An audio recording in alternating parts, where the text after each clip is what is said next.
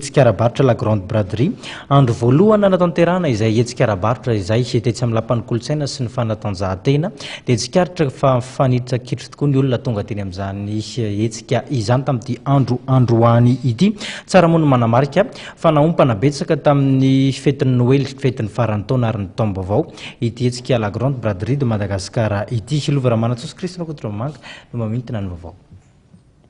Niverana azy ny olona tonga nitsidika ilay hetsika la grande braderie de Madagascar andian'ny farany amin'ity taona 2020 sy 2021 ity ary naompana manokana ho amin'ny fetin'ny noely sy ny faran'ny taona.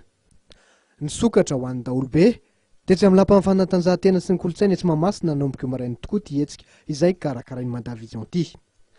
Mbola tsy nisy tahaka ity raha nambaran'ny tompona andraikitra taminay satria mbola vao mangiran-dratsy dia efa nilahatra nanoloana ny vavahady ireo mpitsidika. Sotra tsara aloha ny fiantsenana tety amin'ny grande braderie androany tsy mempisemby tokoa ny mpiantsena satria raha malala fa anatin'ny fikarakarana ny faran'ny taona mahita reny mpianakaviana maro manararoatra metsena faraparany alohan'ny atriana an'izao fety izany.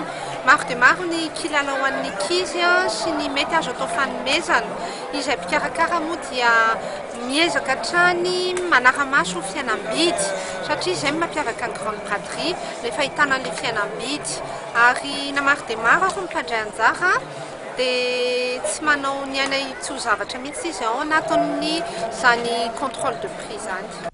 Nanamafy ny Madavision fa samy mahazo ny tandrifina azy avokoa ny tsiraray mandritra ny 5 andro isin'ity hetsika ity. Fa isan'ny anamarika ny la grande braderie de Madagascar ihany koa ny fanentanana maro samihafa iarahana amin'ireo mpandray anjara. Isan'izany ny fisarihana ny tombola izay mety azona loka maro samihafa. Fiara kosa no loka lehibe mety ho azony izay tsara vitana.